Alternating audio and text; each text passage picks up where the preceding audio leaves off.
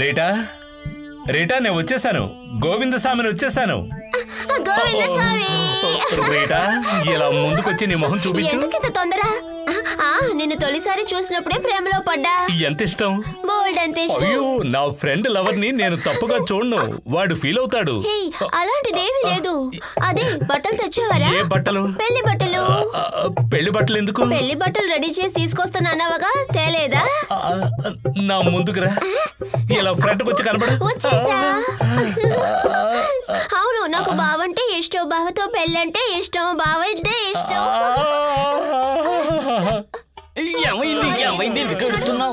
నాకు రీటా కనిపించడం లేదు. నేను ఎదురుగానే ఉన్నాను. ఎక్కడుందిరా రీటా?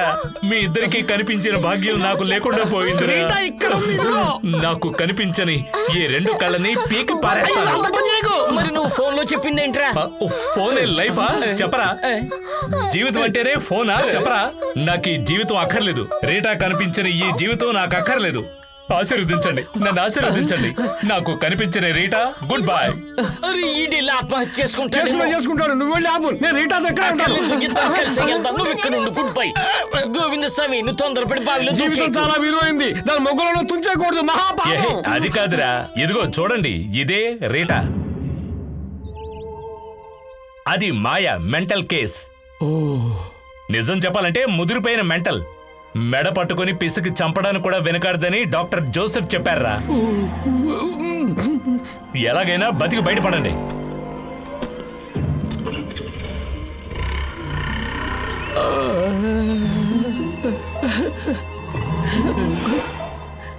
బామ్మర్ది, మనం ఎలా తప్పించుకోవాలి? ఇంకేం తప్పించుకోగలరా?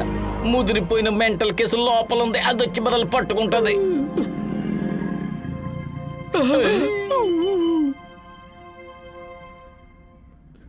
సునీలు, ఏం జరిగినా భయపడకే. నన్ను భయపెట్టదు బామ్మర్ది. ఏంటి మీరెదురు భయపడి చేస్తున్నారు? మాకేమీ కనపడడం లేదు, వినపడడం లేదు కూడా. మాకు కనపడదు, వినపడదు. హ్యాండిక్యాప్టా? లేదు, కళ్ళు లేని కబుర్లు. నేను అందులో అనుకున్నా. అదే బ్లైండ్ మ్యాన్. ఓ మిస్టర్ బ్లైండ్ మ్యాన్, ఈ కర్ర కనిపిస్తుందా? ఈ కర్ర నేను చూడలేదు కదా. ఈ దెబ్బ ఎలా ఉంది? ఈ దెబ్బల బాధ నాకేం తెలియట్లేదు. కావాలంటే పక్క నుండి 4 పీకు తెలుస్తుంది. ఐడియా. నన్ను కొట్టావు కదా, కొట్టినట్టే లేదు. ఇది కాదు కానీ దేంతో ట్రై చేస్తాను. పెద్ద బావా, చిన్న బావా, ఏమయ్యారు? నందకుమార్ గారు ఫోన్ చేశారయ్యా. కేసుని డీల్ చేసేటప్పుడు నేను కూడా ఆయన పక్కనే ఉండాలట. ఎందుకంట? అదొక పద్ధతి అండి. పోలీసు రహస్యాలు రాబట్టేది నాలాంటి దొంగల నుంచే. మేమిక్కడ ఇలా ఎవరికీ తెలియకుండా దాక్కుని ఉన్నామని ఆ రవికి అస్సలు తెలియకూడదు. ఒక్క చిన్న ఇన్ఫర్మేషన్ కూడా వాళ్ళకి ఇవ్వను, నన్ను నమ్మండి. శ్రీ, రీటా కనిపించకుండా పోయిన రోజున అదే హాస్పిటల్లో తమిళనాడుకు చెందిన ఒక అమ్మాయి మెడిసిన్స్ కోసం వెళితే ఎవరో తనని కిడ్నాప్ చేశారట. దీన్ని బట్టి నీకేమైనా ఐడియా వచ్చిందా?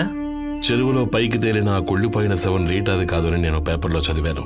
దాంతో ఈ తమిళనాడు అమ్మాయి న్యూస్ను పోల్చి చూస్తే నాకు కొన్ని విషయాలు అర్థమవుతున్నాయి. అంటే ఆ విబి ప్రతాప్ మనుషులు తెలుసో తెలియకో రీటా అనుకుని మెడిసిన్స్ కోసం వచ్చిన ఆ తమిళనాడు అమ్మాయిని కిడ్నాప్ చేసి దారుణంగా చంపి చెరువులో పారేశారు. శవాన్నైతే పోలీసులు కనిపెట్టి తీశారు. ఫర్దర్ ఇన్వెస్టిగేషన్ చేయకుండా ఆ కేసుని ఎవరో ఆపేశారు.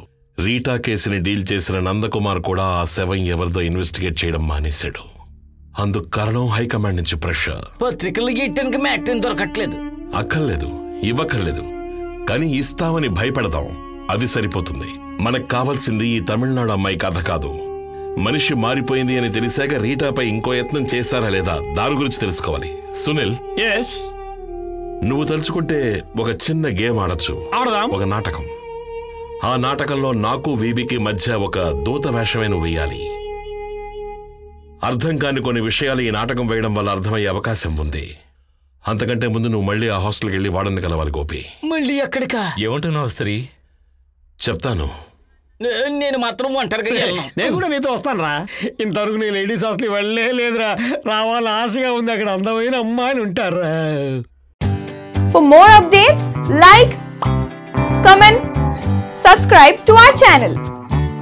Hey darlings, గంటని click చేయడం మర్చిపోకండి.